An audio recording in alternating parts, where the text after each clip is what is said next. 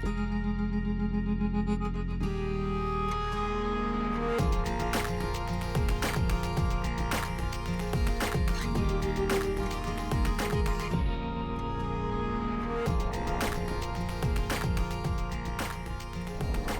Jamie Floyd, and welcome to TED Talks in NYC, the series that brings TED.com's celebrated conversations to television and keeps the conversation going with some of the brightest minds in New York City. Fact, 9 million Americans identify themselves as 2 or more races in the 2010 census. That's what this week's show is all about, multiracial identity. And New York is certainly a melting pot of ethnicity.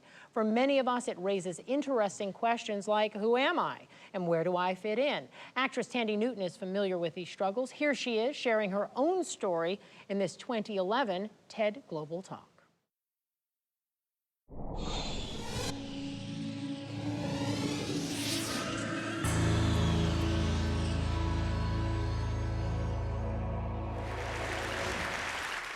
Embracing otherness. When I first heard this theme, I thought, well, embracing otherness is embracing myself. And the journey to that place of understanding and acceptance has been an interesting one for me. And it's given me an insight into the whole notion of self, which I think is worth sharing with you today. We each have a self, but I don't think that we're born with one. You know how newborn babies believe they're part of everything? They're not separate. Well, that fundamental sense of oneness is lost on us very quickly. It's like that initial stage is over. Oneness, infancy, unformed, primitive. It's no longer valid or real. What is real is separateness. And at some point in early babyhood, the idea of self starts to form. Our little portion of oneness is given a name, is told all kinds of things about itself. And these details, opinions, and ideas become facts, which go towards building ourselves, our identity. And that self becomes the vehicle for navigating our social world. But the self is a projection based on other people's projections. Is it who we really are, or who we really want to be, or should be? So this whole interaction with self and identity was a very difficult one for me growing up. The self that I attempted to take out into the world was rejected over and over again. And my panic at not having a self that fit, and the confusion that came from myself being rejected, created anxiety, shame, and hopelessness, which kind of defined me for a long time. But in retrospect, the destruction of myself was so repetitive that I started to see a pattern. The self changed, got affected, broken, destroyed, but another one would evolve. Sometimes stronger, sometimes hateful, sometimes not wanting to be there at all. The self was not constant. And how many times would myself have to die before I realized that it was never alive in the first place? I grew up on the coast of England in the 70s. My dad is white from Cornwall, and my mum is black from Zimbabwe. Even the idea of us as a family was challenging to most people. But nature had its wicked way, and brown babies were born. But from about the age of 5, I was aware that I didn't fit. I was the black atheist kid in the all-white Catholic school run by nuns. I was an anomaly. And myself was rooting around for definition, trying to plug in. Because the self likes to fit, to see itself replicated, to belong. That confirms its existence and its importance. And it is important. It has an extremely important function. Without it, we literally can't interface with others. We can't hatch plans and climb that stairway of popularity, of success. But my skin color wasn't right. My hair wasn't right. My history wasn't right. Myself became defined by otherness, which meant that in that social world, I didn't really exist. And I was other before being anything else, even before being a girl. I was a noticeable nobody. Another world was opening up around this time: performance and dancing. That nagging dread of selfhood didn't exist when I was dancing. I'd literally lose myself. And I was a really good dancer. I would put all my emotional expression into my dancing. I could be in the movement in a way that I wasn't able to be in my real life, in myself. And at 16, I stumbled across another opportunity, and I earned my first acting role in a film. I can hardly find the words to describe the peace I felt when I was acting. My dysfunctional self could actually plug in to another self, not my own, and it felt so good. It was the first time that I existed inside a fully functioning self, one that I controlled, that I steered, that I gave life to. But the shooting day would end, and I'd return to my gnarly, awkward self. By 19, I was a fully fledged movie actor, but still searching for definition. I applied to read anthropology at university. Dr. Phyllis Lee gave me my interview, and she asked me, how would you define race? Well, I thought I had the answer to that one. And I said, skin color. So biology, genetics, she said. Because, Tandy, that's not accurate, because there's actually more genetic difference between a black Kenyan and a black Ugandan than there is between a black Kenyan and, say, a white Norwegian. Because we all stem from Africa, so in Africa, there's been more time to create genetic diversity. In other words, race has no basis in biological or scientific fact. On the one hand, result, right? On the other hand, my definition of self just lost a huge chunk of its credibility. But what was credible, what is biological and scientific fact, is that we all stem from Africa. In fact, from a woman called mitochondrial Eve, who lived 160,000 years ago. And race is an illegitimate concept which ourselves have created based on fear and ignorance. Strangely, these revelations didn't cure my low self-esteem. That feeling of otherness, my desire to disappear, was still very powerful. I had a degree from Cambridge. I had a thriving career, but my self was a car crash. And I wound up with bulimia and on a therapist's couch. And of course I did. I still believed myself was all I was. I still valued self-worth above all other worth. And what was there to suggest otherwise? We've created entire value systems and a physical reality to support the worth of self. Look at the industry for self-image and the jobs it creates, the revenue it turns over. We'd be right in assuming that the self is an actual living thing, but it's not. It's a projection which our clever brains create in order to cheat ourselves from the reality of death. But there is something that can give the self ultimate and infinite connection. And that thing is oneness, our essence. The self's struggle for authenticity and definition will never end unless it's connected to its creator, to you and to me. And that can happen with awareness. Awareness of the reality of oneness and the projection of selfhood. For a start, we can think about all the times when we do lose ourselves. It happens when I dance, when I'm acting. I'm earthed in my essence, and myself is suspended. In those moments, I'm connected to everything: the ground, the air, the sounds, the energy from the audience. all my senses are alert and alive, in much the same way as an infant might feel, that feeling of oneness. And when I'm acting a role, I inhabit another self, and I give it life for a while. Because when the self is suspended, so is divisiveness and judgment. And I've played everything from vengeful ghost in the time of slavery to Secretary of State in 2004.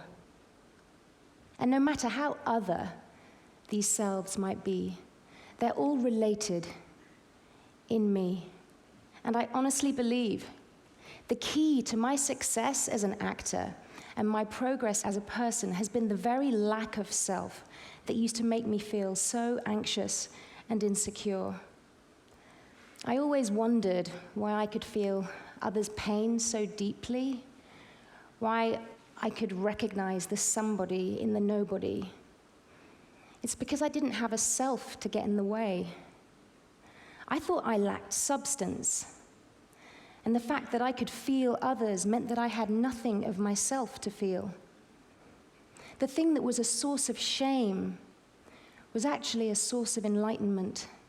And when I realized and really understood that myself is a projection and that it has a function, a funny thing happened. I stopped giving it so much authority. I give it its due. I take it to therapy. I've become very familiar with its dysfunctional behavior. But I'm not ashamed of myself. In fact, I respect myself and its function. And over time, and with practice, I've tried to live more and more from my essence. And if you can do that, incredible things happen. I was in Congo in February, dancing and celebrating with women who've survived the destruction of their selves in literally unthinkable ways. Destroyed because other brutalized, psychopathic selves all over that beautiful land are fueling ourselves' addiction to iPods, pads, and bling, which further disconnect ourselves from ever feeling their pain, their suffering, their death. Because, hey, if we're all living in ourselves and mistaking it for life, then we're devaluing and desensitizing life. And in that disconnected state, yeah, we can build factory farms with no windows, destroy marine life, and use rape as a weapon of war. So here's a note to self. The cracks have started to show in our constructed world, and oceans will continue to surge through the cracks, and oil, and blood, rivers of it. Crucially, we haven't been figuring out how to live in oneness with the earth and every other living thing. We've just been insanely trying to figure out how to live with each other, billions of each other. Only we're not living with each other. Our crazy selves are living with each other and perpetuating an epidemic of disconnection. Let's live with each other and take it a breath at a time. If we can get under that heavy self, light a torch of awareness, and find our essence, our connection to the infinite and every other living thing. We knew it from the day we were born. Let's not be freaked out by our bountiful nothingness. It's more a reality than the ones ourselves have created. Imagine what kind of existence we can have if we honor inevitable death of self, appreciate the privilege of life, and marvel at what comes next. Simple awareness is where it begins. Thank you for listening.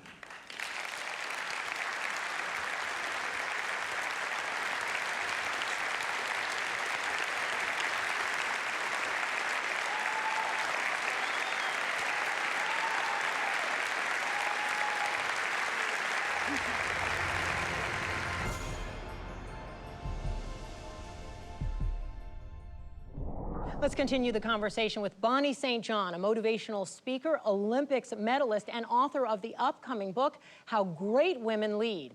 And Celeste Headley, co-host of WNYC Radio's The Takeaway, and Pulitzer Prize nominee and Symphony Space's artist in residence, Issa Davis. Welcome to all of you. Thank you.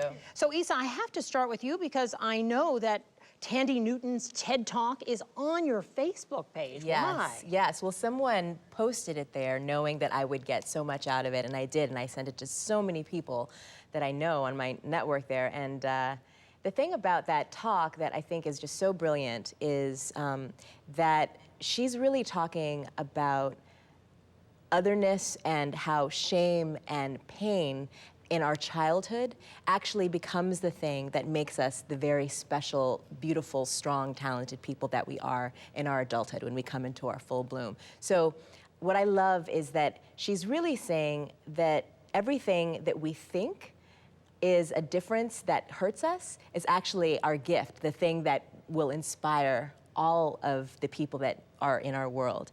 And that's what I think is really beautiful about that talk. And just talking about the self and how it's always a changing thing. You know, there's nothing that's static about identity. I think that's really beautiful. And this touched you even though your own ethnic background, racial identity, is different from hers. That's so right. let's go through really quickly and give a little sense of our own identity. And I'll start with you, Issa. Well, I just say I'm black. I'm plain old black. And the thing about blackness is that it's always multiracial. You know, that's what historically it's been, you know, is that blackness is something that holds everyone who has a touch of it. And of course, we all stem from Africa originally, so we could say we're all black, you know, in some ways. Celeste, your sense of identity. Ethnically, I am black, Jewish, Native American, Buddhist, white, and a bunch of other things. I mean, it just I'm gets glad too... we have you here today. You know, I identify myself most culturally with African American because that's the culture we were very often brought up in. Because if you have a black person in your family in the 1950s, you are black, period. And our Jewish family had kind of disowned us. And I take a lot of criticism now for trying to be black when I'm not actually black. And yet I think, you know, 100 years ago, or even 50 years ago, you would have been criticizing me for trying to pass. So which is it? Oh, the same folks who were criticizing. Yeah, absolutely. All right, Yeah, I want to come absolutely. back to that important point. But first, let me come over to Bonnie. Bonnie, your sense of yourself. As you were saying, growing up, I was black because no matter what small percentage you are, you're black. And I think it's interesting nowadays, though, you're so much freer to define yourself as multiracial. And my daughter, who's also multiracial, defines herself in a more complicated way. So I'm getting used to saying, you know, that I'm biracial. My father is very white. My mother was very dark black, and my great-grandmother was Indian. And my mother converted to Judaism. So I have that complexity too. And you're more able to embrace it today than you were when I was growing up. And I like the fact that you use the word complexity. And I will say, just to join the conversation, that I'm Native American, African American, and Caucasian. Biracial is a new word, or multiracial, new words for me as well. Those are relatively modern words. We didn't have those when I was growing up. If you were black, you were black. If you were part black, you were black. You didn't have the choices that people have now. But it's good, I think, that they have those choices. I want to ask you, I see, Bonnie, you're trying to jump in. Well, just to say that there was even a sense of, if you tried to do that 20 years ago, to say you were biracial, it was you were insulting your black heritage. Absolutely. So you didn't want to do that. The New York Times recently published a front-page piece about the growing population of multiracial Americans, but still challenges they face as they try to define themselves, especially when one member of the family looks white and another member of the family looks black, even if they are siblings. Is this surprising, disappointing, or in some way does this invigorate you in this debate? Let's go this way, Bonnie. One of the things for me that's surprising is my white family really still rejects me. I had a conversation at the Metropolitan Museum of Art a few years ago with my uncle, my father's brother, who said having black people in my family is like being gay and I don't want to be outed. You know, how many groups can you insult in one sentence? Still, Bonnie. And so even Still, this is a today, recent conversation. This is a recent, and I thought, you know, once I became a Rhodes Scholar and won Olympic medals, they might like me. But no, they really still still don't. And he told me not to, get in touch with his children. Please do not get in touch with my children because we've never told them you exist. And so it's, and I feel the pain even as you say it. So it's not gone. People who think we have a black president who's biracial, it's all hunky-dory now. I'm sorry to tell you, even here in New York City. There's more genes that control whether or not you can roll your tongue than control the color of your skin. Thank you for having the courage to do that. And that was Tandy's point in the talk as well. That was her point. And, but the thing for me is to ask if there's racism. I have to tell you that honestly, as somebody who looks maybe Puerto Rican instead of African American, I hear more racist things and more hurtful things. Well, that's what I wanted to ask you. People must say things in your say presence that they would things. not say in... I think the reason why we still have racism today is because we're not honest about it with each other. People aren't honest with white folks, and they're not honest among black folks. I mean, there's a lot of prejudice in the African American community. There's a lot of prejudice in the Latino community, and there is a great deal of prejudice in the Native American community. Of people against each other. I just want to clarify that it's not even black people being racist against white people. It's black people being racist against themselves. Eating each other alive. What it is to be black. What if you go skydiving, that's not black. That's not a black activity. But then at the same time, I think it's very important to distinguish between terms. So there's racism, which actually is a systematic. I mean, that's like who's in our prisons.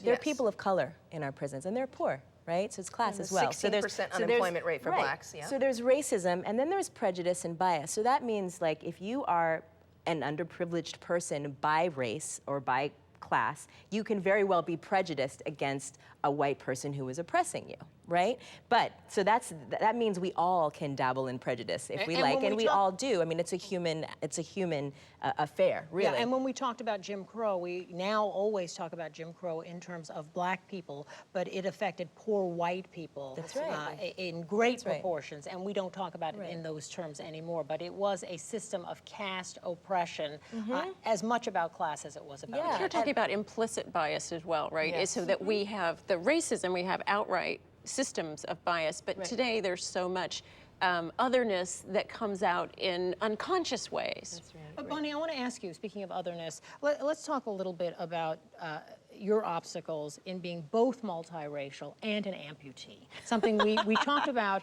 I've talked with you about your challenges as an amputee in other contexts, but I want to talk with you about having a definition of yourself that goes beyond just the race issue. I struggled with Tandy's talk a little bit when she was talking about the oneness and the not seeing otherness and not having a self, and I thought, well, for me, celebrating my prosthesis and just wearing the medal and letting it show, is that like super selfness, in that context?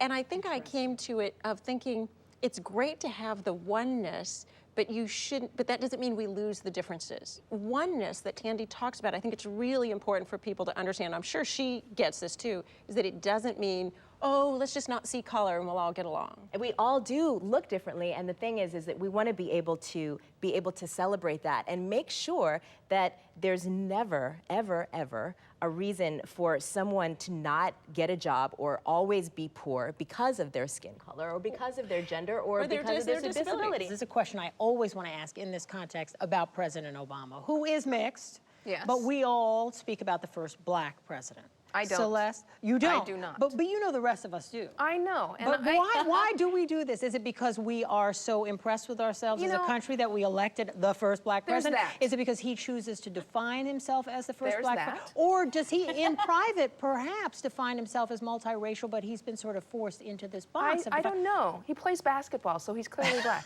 Kidding.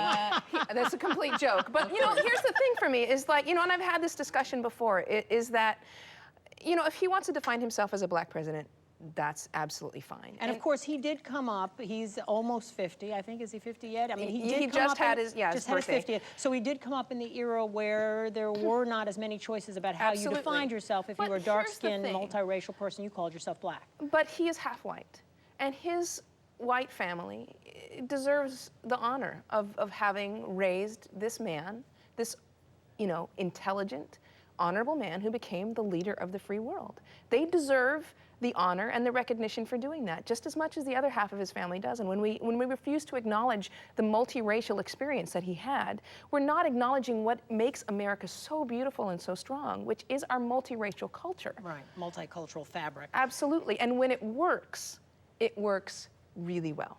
And when it doesn't, it really doesn't. And I had that pain. I mean, I went through that all the time. I didn't fit in anywhere. Because I fit in everywhere, I didn't fit in anywhere. I was not accepted by the Jewish community. I wasn't accepted by the African American community, for God's sake. But I was the second darkest person in my elementary school, and I got called the N-word. And I punched Jim Larkin in the face because of it. Jim, I hope you're watching. You know, and then I joined the Black Student Union when I was at Northern Arizona University, and they looked at me like, where the heck did I get off? And I did not belong there. And here in New York, if I was dating a black guy, I would get the looks of death from African American women. That I was... You're taking one of our men. Yeah, You need exactly. a T-shirt that says, I am black. Yeah. We should make, hey, that's Don't a make business assumptions, idea. sister.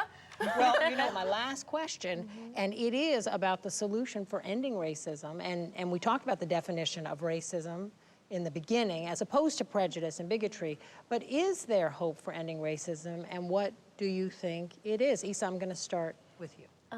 Well, I think it has to do with really awareness in the way that Tandy spoke about in her talk, that we have to come to this recognition that race is a construct, and understanding all of the biology behind it, that blackness does have all of this diversity within it, and every single race does, but since we're talking about blackness in particular, and I think if we can continue to recognize that truth, then we can dismantle racism. Studs Terkel called race the American obsession. Will we ever get beyond the obsession, and how? I think we're simply not honest with one another. Until we start accepting who we are and accepting all of the various ancestries that went to make each of us who we are, and accepting that, and accepting what that is in others, and being completely honest about it, it's not going to end. I mean, honestly, we just have to call each other out on our humanness and not put up with it. Have that honest conversation Absolutely. we've never had. Bonnie? I have a slightly different answer, which is Please. good. I do a lot of work in corporations on diversity and helping people get along in the workplace. And there's a lot of research out of MIT talking about micro inequities, that it's the little things that are unequal when you have otherness, you know, and it could be a northerner working in a southern company, or it could be disability, it could be sexual orientation, anything. So the answer that they came up with at MIT is micro affirmations, is that we need to actually be actively counteracting what will never end. And so rather than trying to say, let's end all of these differences, let's actively work to affirm in little tiny ways all day long our differences. So if you walk into a room and there's only one man there and all women, go up to him and make him feel welcome and comfortable. Or, you know, if there's a person with a disability, don't try not to offend them. Say hi and, you know, ask them, don't, you know, if I offend you, let me know. So those reaching out and affirming our differences is the only way we're gonna counteract it. We're not gonna cure it. So it's like we're celebrating our oneness through our differences. By reaching And being out and honest about it. connecting. Yeah. Being honest about sometimes I don't know what to say. And I'm gonna Exactly. offend you. And recognizing that those differences are, again, temporary and really superficial. I like it. Affirmation, Micro honesty, and we hope temporary differences, celebration of the oneness. Ladies, thank you so much for being here. Thank you. Bonnie, Celeste, Issa, it was a pleasure. Thank you. Thank you. Thank you. And that is our show. We leave you with some thoughts from our other TED Show panelists about what they think we could accomplish if we lived in a world where we all felt connected. Thanks for watching. I'm Jamie Floyd. Join me next time for more provocative conversation on TED Talks in NYC. We could accomplish anything. Everything. Harmony. If we lived in a world where we all felt connected, then we would understand the essential humanity of everybody, and there would be no more war. We want to connect, and sometimes you have to step outside of yourself to create that connection, and then anything is possible. I don't think we can necessarily connect across the world. We should connect in our communities. We are all connected, and hopefully there's some social change that'll come out of that. You can turn around most of the world's problems. So can you imagine the power of the world all connected? I can't wait.